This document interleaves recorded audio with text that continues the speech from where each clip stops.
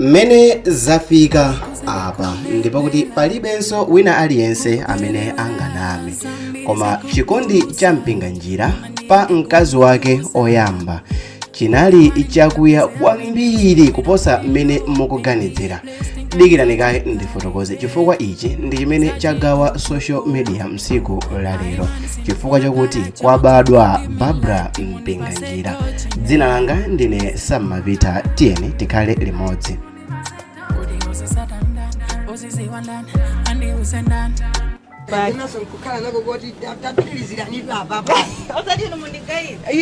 Inuyo nomwana kuti kalamba ija ikujetsa ndala kunyumba kuje ndizitsukulu kodi yatukuka amene ujayo teja sanza ai mwankula bwino tani basani ndatukule awa business. Mmodzi mwa aponda matiki akuluakulu mdziko la Malawi a Thompson Mpinganjira ali pa chikondwerero chachikulu pakubadwa kwa mwana wawo wamkazi amene aberekera limodzi ndi mayi akunyumba kwawo a Trifonia Mpinganjira. Awiriwa mu uwiri wawo sopano ali ndi ana awiri, amene oyamba ndi wamwamuna ndipo wachiwiri amene pakadali pano ndi omaliza ndi wamkazi amene walandiridwa ku nyumba pa 23 Novemba mchaka cha 2025. Mwanayo amutchula ndi dzina lakuti Barbara, komanso kuphatikizapo ampasa mayina ena monga ngati Evelyn komanso Margaret Mpinganjira. Komabe ngakhale zili motero, dziko latekeseka ndipo anthu achita chidwi ndi dzina limene mwanayo wapatsidwa kuti Barbara. Dzina la Barbara ndi dzina la yemwe anali mkazi oyamba wa Dr. Tom Mpinganjira, ndipo iwowa anamwalira pa 4 January mchaka cha 2019. Mayi Barbara Mpinganjira anamwalira ali pa banja ndi bambo Mpinganjira.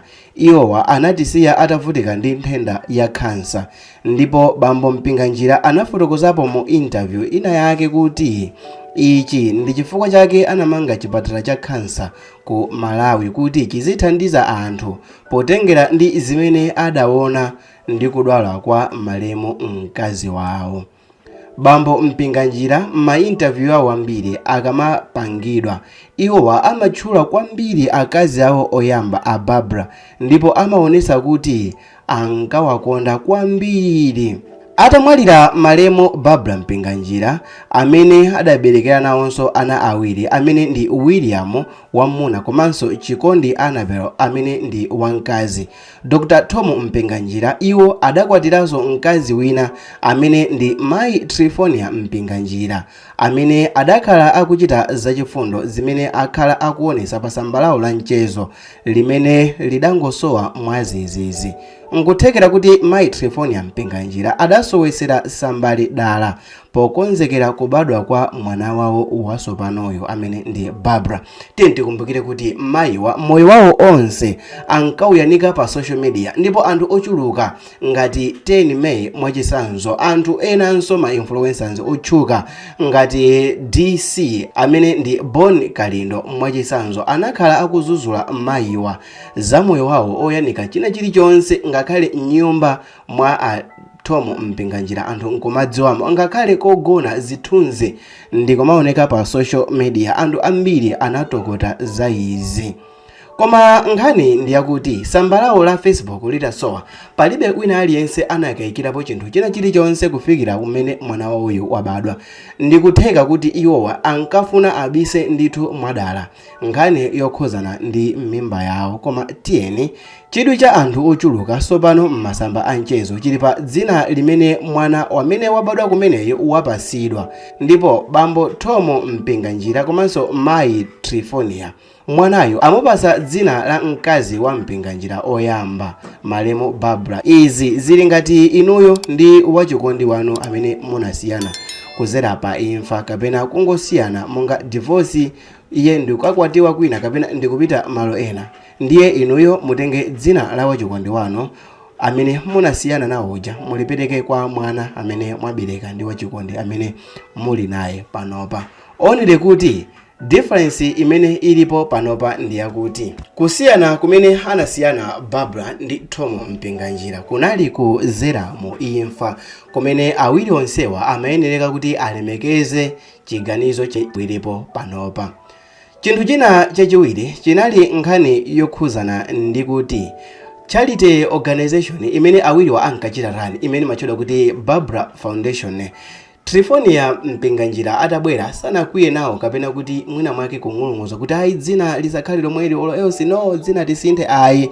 Still more adalolera kuti dzina likhale lomwelo. Izi ndi zina mwa zinthu zimene anthu ambiri akumakhala nawo jenkha kuti kodi zikatere zinthu ndi mukuti ziziyenda motani.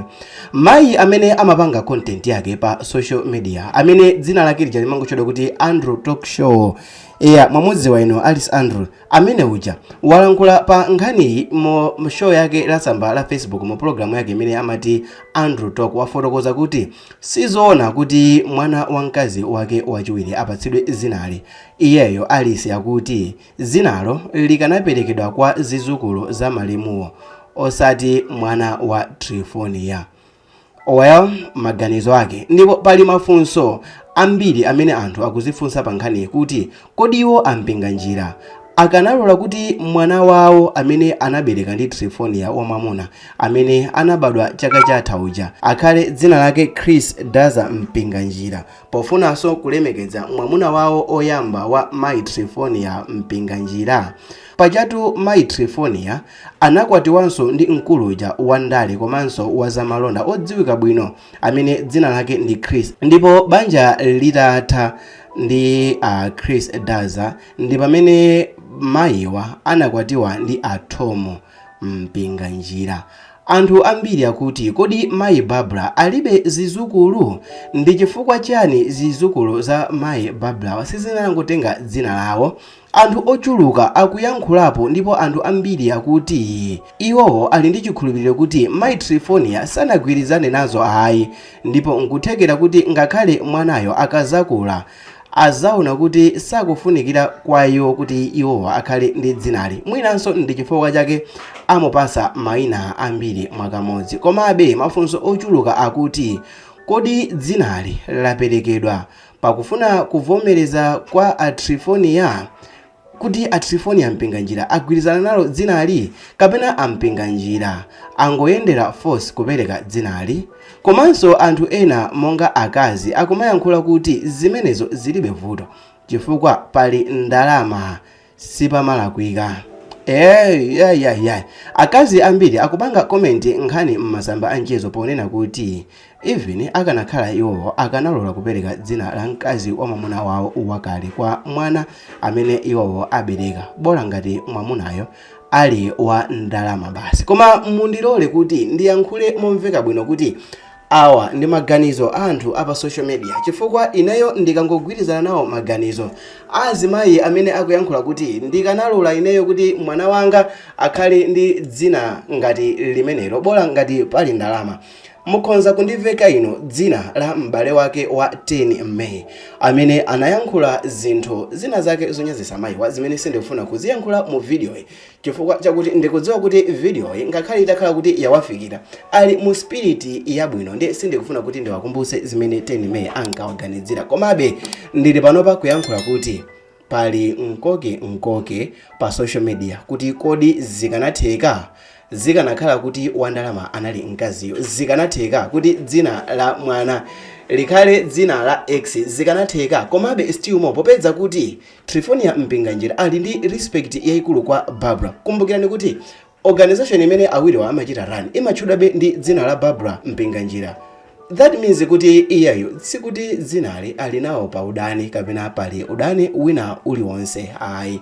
Komanso kuphatikizirapo mongotenga ngati bambo amene anasiyana ndi mkazi wake akunkondabe ndi mtima wawo onse ali mchikondi, ndiye sindikuonaponso kuvuta kwina kulikonse kupasa mwanayo dzina la ex wife amene anachita kusiyana pomwalira. Komabe still more ndipereke maganizo kwa inuyo mukuona motani kodi inuyo mukanalola dzina langa ndine Sam Mavita ndikhala ndikuwerenga makomenti ndimve kuti kodi inuyo mukanatani. Tionane mu video yotsatira.